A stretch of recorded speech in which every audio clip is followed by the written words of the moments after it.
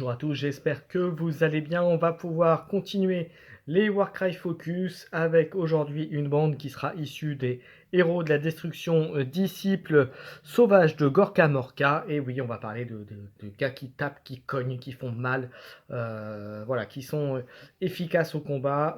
Voilà, donc en l'occurrence, aujourd'hui, on va parler des orques et lesquels, eh ben, les Ironjo, ceux qui sont avec des grosses armures, des grosses armes, comme celui que vous avez sur l'image justement.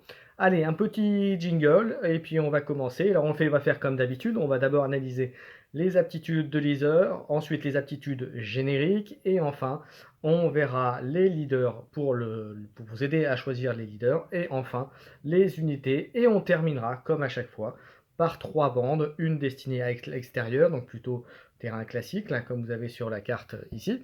Ensuite, une bande plutôt pour du catacombe, donc en phénomène de donjon d'intérieur. Et enfin, une autre bande, on va dire typique, atypique, comme vous voulez, enfin une troisième, pour clôturer tout ça. Voilà, allez, comme je disais, un petit générique et on attaque.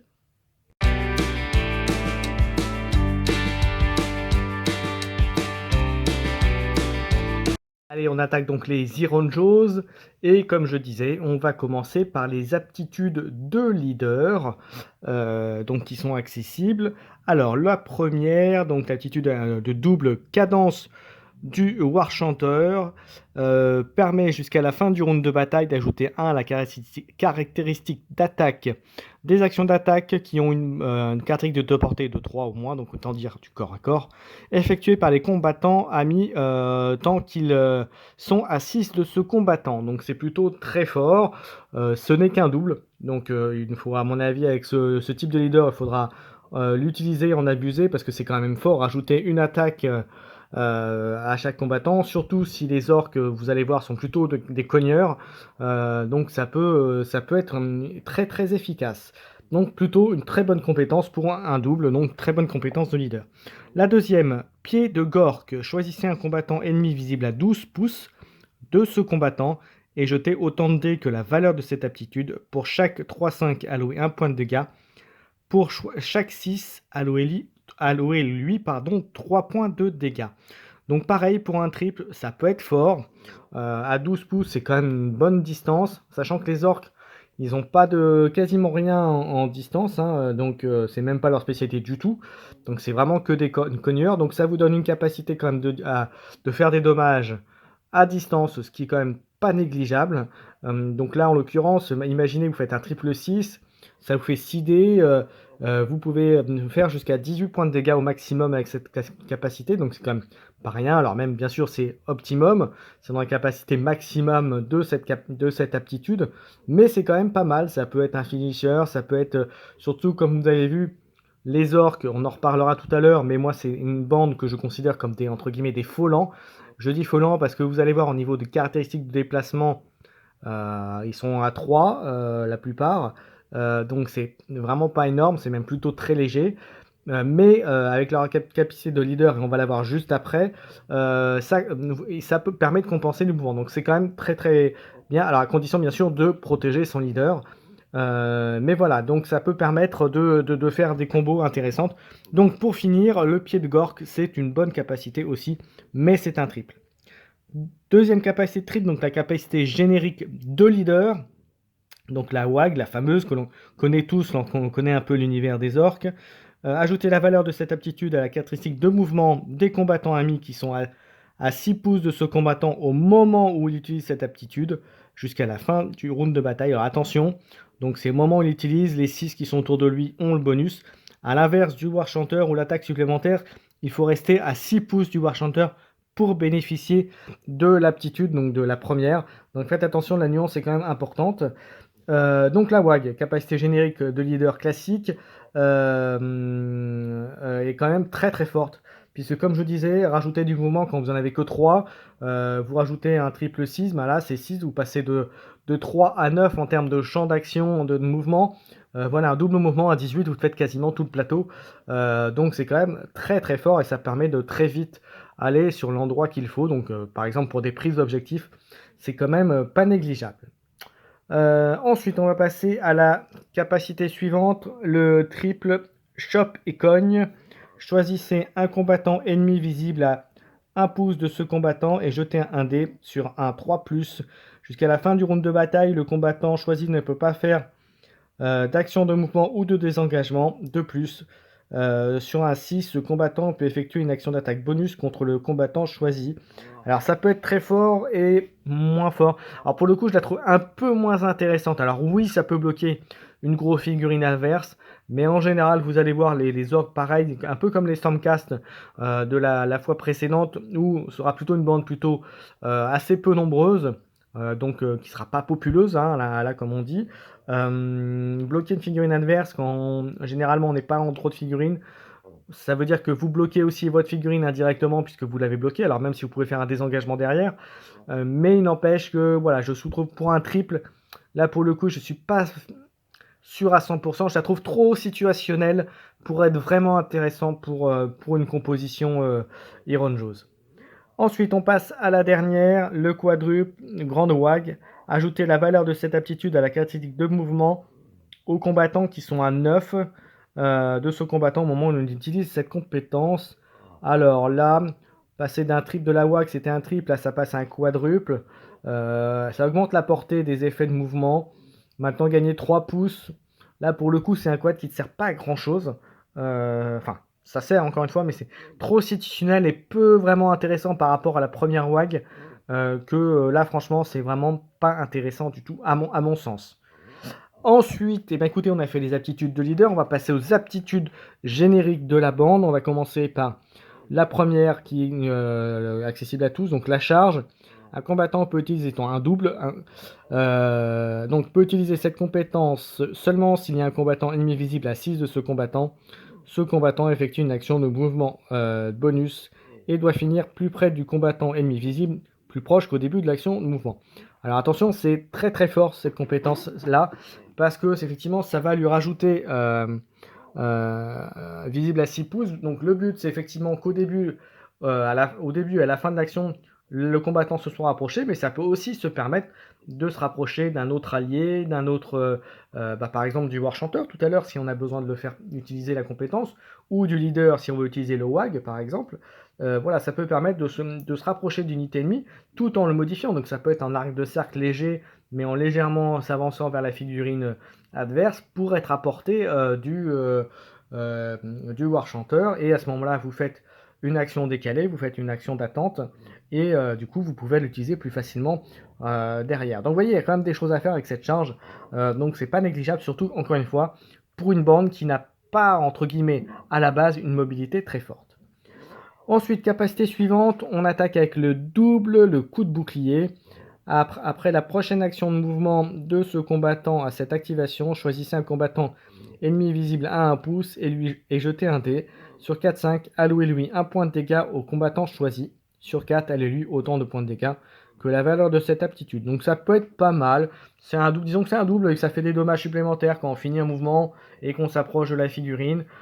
C'est pas mal. C'est assez classique pour le coucou bouclier. Hein. Vous le retrouvez dans d'autres bandes. Donc c'est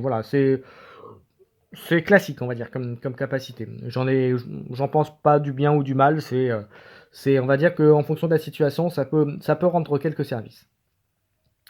On continue avec un double tabasser le gros truc. Alors ça, c'est une capacité que personnellement chez les orques, j'adore. Si vous allez voir dans la composition de bande, j'ai pas fait qu'avec cette aptitude-là, mais celle-là, elle est quand même phénoménale. Et si j'avais moyen de trouver une bonne composition n'utilisant que des figurines qui aient cette aptitude, franchement, je la mettrais d'office et vous allez voir pourquoi quand je vais le prendre. On va voir ce que fait cette capacité. Et c'est en plus un double également.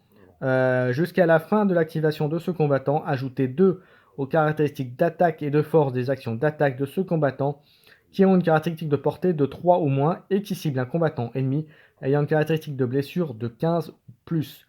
Donc 15 ou plus, ça veut dire des trucs en général qui sont costauds, et donc généralement qui frappent fort aussi.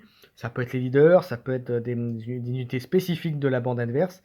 Et donc concrètement, vous voyez, ça rajoute 2 à l'attaque, donc ça veut dire c'est 2 dés en plus, ça va faire en force, donc ça augmente la possibilité de toucher, et donc indirectement aussi de faire des critiques. Donc franchement, c'est vraiment très très fort. Donc en gros, ça veut dire que avec cette aptitude-là, plus la figurine en face est forte, plus l'orc il va taper fort. En gros, il va être motivé, il va dire ouais, il faut y aller, il faut castagner. Donc voilà, donc une capacité que moi j'adore et que je trouve très très très forte pour les orques en particulier, les Ironjos. Donc on continue avec la triple charge du Gorgrunta. Donc ça, bah, c'est les capacités de monture hein, classiques jusqu'à la fin de l'activation de ce combattant. La prochaine fois qu'il termine une action de mouvement à 1 d'un combattant ennemi, choisissez un combattant ennemi à 1 de lui, allouez-lui autant de points de dégâts que la valeur de cette aptitude de combattant choisi. Donc ça, c'est classique pour les unités de monture que vous avez dans d'autres bandes, donc assez classique. Pas de commentaire particulier, c'est tout. Ça peut être utile après dépenser un triple pour faire jusqu'à 6 points de dégâts. J'avoue que je suis mitigé. Je suis mitigé. Perdre un triple là-dessus, c'est voilà. C'est, disons, j'ai envie de vous dire, c'est situationnel. Parce que est-ce que vous avez envie de gâcher un triple pour faire 6 points de dégâts supplémentaires? À voir. Ensuite, le quadruple destructeur déchaîné jusqu'à la fin de l'activation de ce combattant. Ajoutez 1 à la caractéristique d'attaque de ses actions d'attaque. En outre, chaque fois qu'un combattant ennemi est mis hors de combat par une action d'attaque de ce combattant à cette activation, ce combattant peut effectuer une action de mouvement bonus. Donc c'est plutôt pas mal. C'est bien. Après, c'est un quad, donc c'est quand même très situationnel, mais c'est très fort si bien utilisé. Concrètement, vous faites ça sur une figurine que vous allez abattre, et par exemple, il y aurait, je sais pas moi, 2 ou 3 points de vie, donc vous savez que avec le nombre de dés, vous allez tuer la figurine. Vous activez avant de taper cette capacité, bah, vous savez que vous aurez des actions bonus à faire avec lui. Enfin, vous allez pouvoir le déplacer après sur une autre figurine, l'engager, la bloquer, enfin, vous aurez de quoi faire. Voilà, eh écoutez, donc concrètement, vous voyez, aux aptitudes de leader, et ben pour moi, il y en a pas mal. Ils sont globalement, à part, je vous dis, le quad de la grande vague pour les aptitudes de leader, le reste, ça va, ça tient la route. Pour les aptitudes de combattant, elles sont globalement toutes bien. Il n'y en a pas acheté, comme on dit, hein, elles sont toutes utiles, même si certaines sont situationnelles. Mais c'est plutôt très sympa pour les Ironjo. Et bien écoutez, moi maintenant, je vous propose que l'on passe donc au leader. Allez, c'est parti, on va regarder les gros machins, les grosses brutes de leader qu'il y a pour les Ironjo. En commençant, comme je fais à chaque fois, par la tête de liste. Donc en l'occurrence, le Oruk Megaboss, qui est donc là. Alors attendez, j'essaie de positionner un peu mieux le truc. Voilà, donc alors, il coûte 285, donc c'est plutôt relativement cher. Il est attaque au corps à corps. Il a 3 de mouvement, 5 d'armure, 38 points de vie, donc ce qui est quand même relativement fort. Il tape à 1, 3D, force 6, 4, 8, donc il envoie du pâté quand même au corps à corps. Maintenant la faiblesse, c'est que donc il a la grande wag, donc comme je vous ai dit, pas forcément très utile, et il tape fort. Mais voilà, donc concrètement une unité qui envoie du pâté, qui fait très mal, mais personnellement en termes de coût d'unité, par rapport à ce que ça va apporter, je ne suis pas fan de cette unité, même si c'est très fort. On passe ensuite au Oruk Warchanter, qui lui coûte 230. Il a 3 de mouvement, 5 d'armure, 35 points de vie. Et lui, par contre, a la capacité, je dis, de rajouter une attaque aux figurines qui sont à 6, s'il reste à côté de lui. Et par contre, il tape avec 4D, force 4, 2, 4, donc moins de force. Mais par contre, par rapport à la capacité, quand même vachement plus utile, parce qu'il a un effet sur tous les autres. Donc voilà, concrètement, par rapport à la précédente, je préfère largement le Warchanter. Ensuite, le Oruk Wernoob Shaman, il coûte 235, il a une attaque à distance. Voilà, un des seuls qui a une attaque à distance. Pour 2D, force 3, 3, 6, c'est quand même très fort, ça peut faire mal. Et au corps à corps, il peut taper à 2, donc ce qui est très bien. Donc, encore une fois, taper à 2 sans engager l'adversaire, mais pouvoir lui taper dessus, c'est plutôt bien. 3D, force 4, 1, 4. Alors, pas beaucoup en termes de dégâts, mais il a quand même la capacité de faire le pied de gore, comme je vous disais, taper à 12, donc ça peut être une bonne unité aussi. Et puis pareil, 3 de déplacements, 4 d'armure, un peu moins, 35 points de vie, mais comme il est spécialisé, on va dire, sur de la distance, ça peut être un bon leader, aussi. Ou même, j'ai même envie de vous dire, j'irai même plus loin, ça peut être une bonne unité à prendre en héros, puisque lui pourra vous apporter la capacité de distance, de tir à distance. Voilà, avec juste l'unité du coup, hein, pas avec pied de Gore puisqu'il a une aptitude de leader. Ensuite, on continue avec le Gore Grunta Boss avec Tripper dentelé. Lui, il coûte 255, il se déplace à 8, bah oui, c'était avec une monture. 4 d'armure, 40 points de vie, donc il fait de gros dégâts. Enfin, il a de quoi encaisser plutôt. Il peut taper à 2, il a 3 d'attaque, force 5, 2, 5, donc il peut envoyer du pâté. Il a l'attaque de la charge, donc comme on a vu tout à l'heure. Et en capacité de leader, il a la capacité générique. Donc bah, pour moi, c'est une bonne unité parce qu'on peut taper en 2. En fait, concrètement, comme il a 8 de mouvement et qu'il peut taper à 2, c'est comme si vous pouviez taper à 10 pratiquement, ou aller un mouvement et taper une unité qui sera à 10 de distance. Un mouvement plus une attaque. Voilà, donc direct, donc c'est plutôt, ça peut être une très bonne unité. Il y en a un deuxième juste après. On va continuer avec le Gorgrunta boss avec Keep Coupe en mâche fer. Alors lui, je suis un peu moins fan que le précédent. Alors, il coûte un peu moins cher, mais il a 8 de déplacement pareil, 4 d'armure 40, il peut taper avec 4 dés, mais par contre qu'au corps à corps, force 5, 2, 5. Il a un dé en plus, mais par contre, il ne peut pas taper à 2 comme l'autre. Donc je préfère avoir le petit bonus, alors même s'il y a un petit dé en moins, avoir le petit bonus de pouvoir taper, d'avoir cette capacité de taper un peu plus facilement les unités ennemies. Voilà, garder en fait, l'avantage de cette unité, c'est-à-dire vraiment le déplacement, la mobilité qu'il y a pour cette figurine-là. Donc voilà, donc entre les deux Gorgonta, c'est deux bonnes unités. Ma préférence ira pour celui qui avec les pieux, qui peut la lance, qui peut taper à 2 de distance. Ensuite, on continue avec la brute boss, avec la pince de cops et crasse machin de brute là. Voilà, donc lui, il coûte 250. C'est une figurine que j'aime plutôt bien. Elle a 3 d'armure, 3 de déplacement par contre, 5 d'armure, 35 points de vie. La capacité de shop et coin, donc ce qui est plutôt pas mal aussi, comme ce qu'on a vu tout à l'heure. Donc il tape au corps à corps, 4D, force 5, 2, 5, il envoie du pâté. Maintenant à 250, est-ce qu'il vaut pas mieux taper à 255 pour vraiment avoir un vrai cogneur? Alors effectivement, l'autre tape avec une force de 6, donc à voir. Vous voyez, là pour le coup, entre celui-ci et le premier qu'on a vu, c'est kiff-kiff. Je mettrai quand même un petit avantage quand même pour celui-ci. Voilà. Parce que vous gagnez quand même 5 points de trucs. Voilà. Ensuite, on continue avec ici celui-ci, la brute boss avec Keep Coupe de boss. Donc lui, il coûte 255. Il a 3 de déplacement, 5 d'armure, 35 points de vie. Il a le capacité générique pour le leader et la capacité de taper le gros truc, tabasser le gros truc, donc que j'aime beaucoup. Donc ça peut être un bon plan aussi. Et en attaque, il a 3D, force 6, 3, 6, donc il envoie du pâté. Et si en plus vous avez le tabassé le gros truc, bah alors là c'est le café. Hein. C'est au lieu d'avoir 3D, vous aurez 5D, force 6. Imaginez la grosse patate que vous pouvez faire sur l'unité ennemie. Donc j'avoue que j'aime beaucoup. J'aime beaucoup. Ensuite, on a le dernier, on a le Hardboy Boss avec Keep Coupe d'Hardboy. Donc pour 190, donc le moins cher des leaders orc, enfin en tout cas orc et ranjo. Alors celui-ci se déplace à 3, 4 d'armure, 25 points de vie, donc ce qui est un peu plus court. Par contre, 4D force 5, 2, 5, il envoie du pâté. Voilà, il est bien, en fait, c'est un bon leader pour la valeur d'unité et pour les dégâts qu'il est capable de faire et par rapport à son coût d'unité. Voilà, je vous ai tout dit pour les leaders, on va passer maintenant aux unités.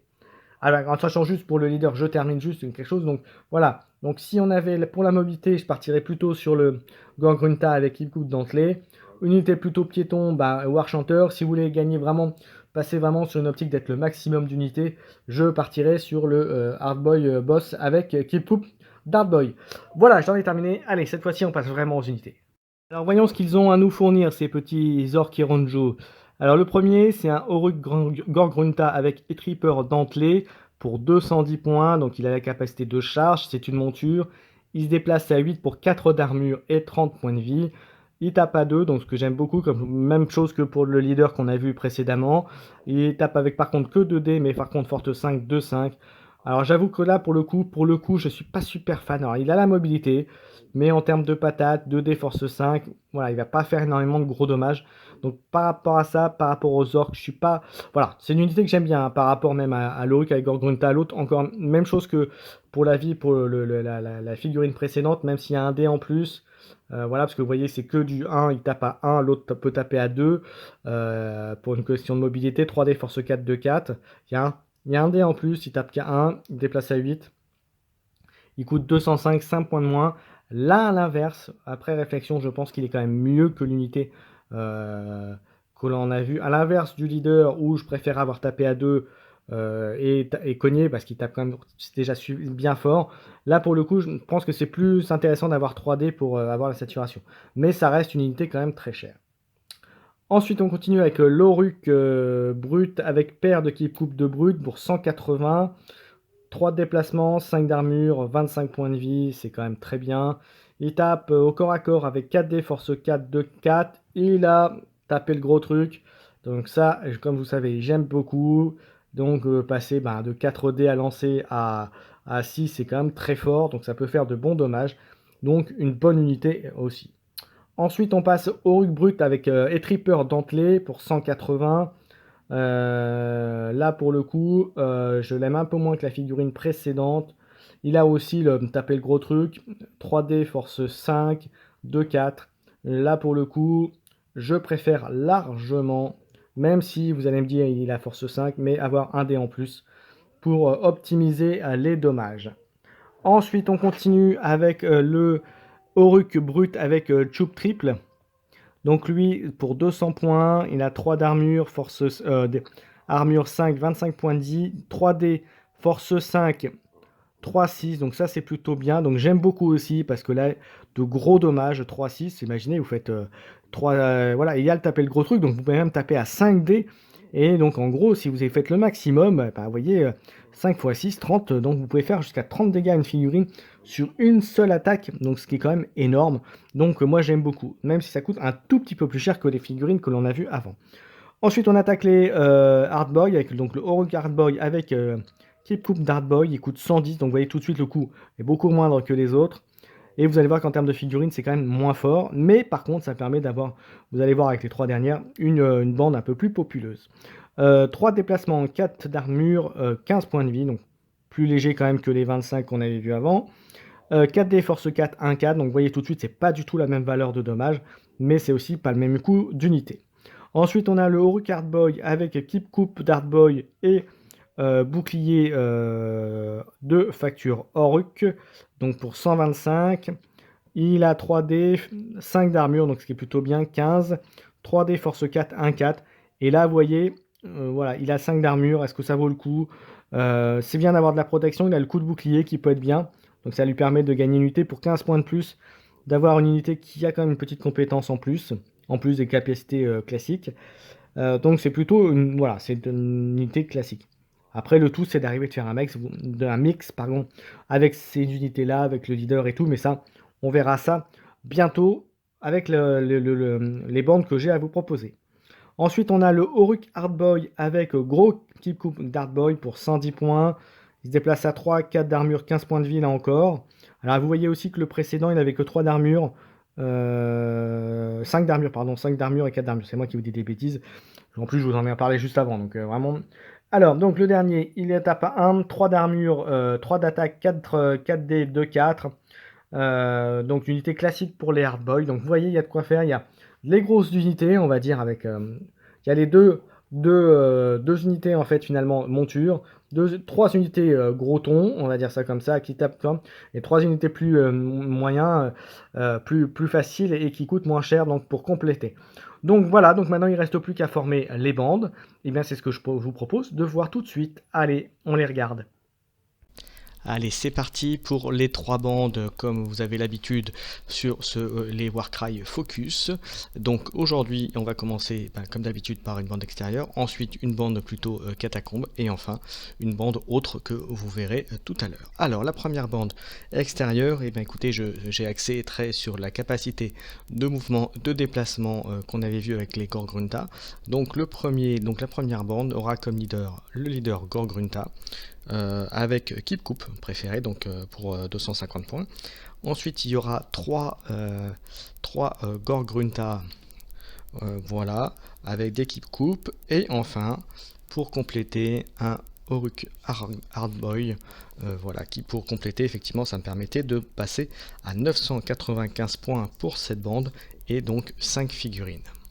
Voilà pour cette première bande, donc vraiment le mouvement avec les 4, le petit Hardboy pour compléter parce que voilà, j'avais les points pour le rentrer, concrètement c'est plus du bouche-trou que voilà, et j'ai préféré prendre l'option bouclier pour celui-ci pour avoir plutôt un peu de résistance et on va dire un peu de prise d'objectif, et par contre vous avez vraiment de quoi cogner fort avec les 4 montures, donc lâchez-vous. Point faible, ben, c'est un peu comme la précédente bande des Stormcast, c'est-à-dire que c'est voilà, contre une bande populeuse avec des objectifs, ça va être compliqué. Donc à vous de bien gérer cela. Donc là, clairement une bande qui sera dépendante un petit peu de la mission, de l'objectif et bien sûr des péripéties également. Voilà pour cette première bande. On va passer à la bande plutôt catacombe. Alors elle sera dirigée par personnellement une figurine que j'aime beaucoup, c'est-à-dire l'Orruk Warchanter, pour la capacité, vous savez, de rajouter une attaque supplémentaire. Il sera accompagné de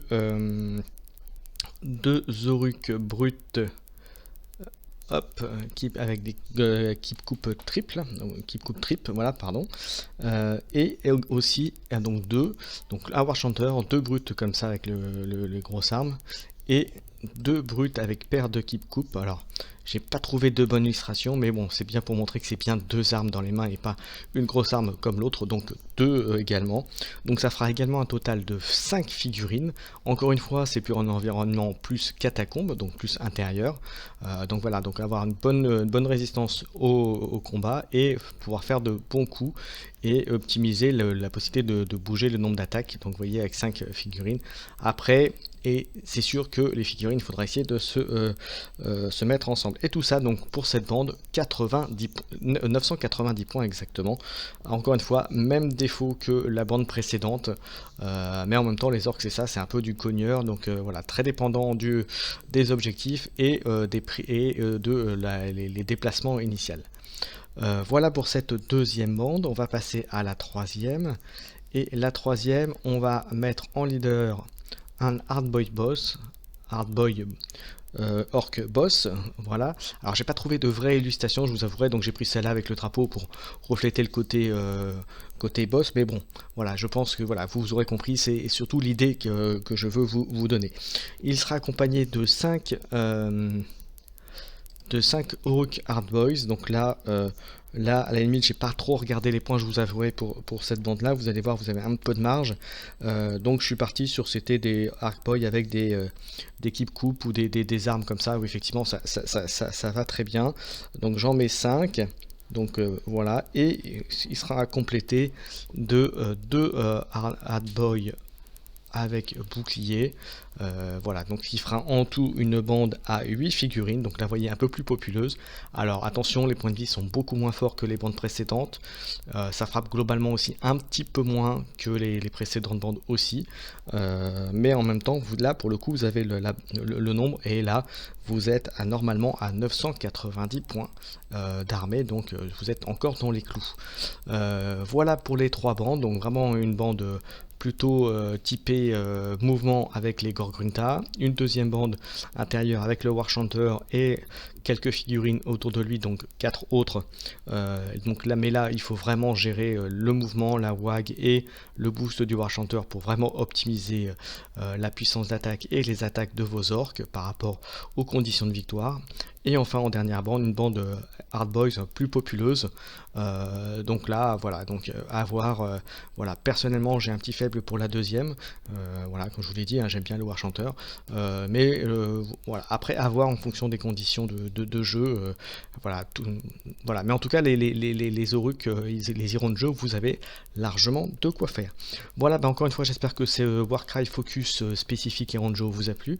N'hésitez pas à commenter, liker, à vous abonner si c'est pas le cas. Voilà, et n'hésitez pas à me dire aussi si vous voulez que je fasse une bande en particulier, puisque même si j'en ai fait quelques-unes, et même si mon comparse du Warcry Corvus Mag en a fait également, voilà, il y a toujours matière, hein, il y a encore plein de bandes qu'on n'en a pas faites, et puis même si on est amené à faire tous les deux la même bande, et ben on n'a pas forcément les mêmes points de vue, et c'est là-dessus qu'on se rejoint d'ailleurs pour le Warcry Corvus Mag, c'est que des fois on a des points de vue un peu différents, et on peut, voilà, donc, et d'ailleurs je peux vous annoncer qu'il y en aura un bientôt.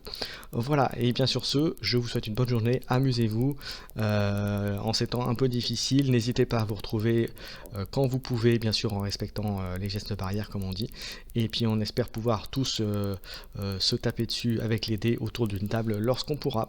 Ciao ciao tout le monde!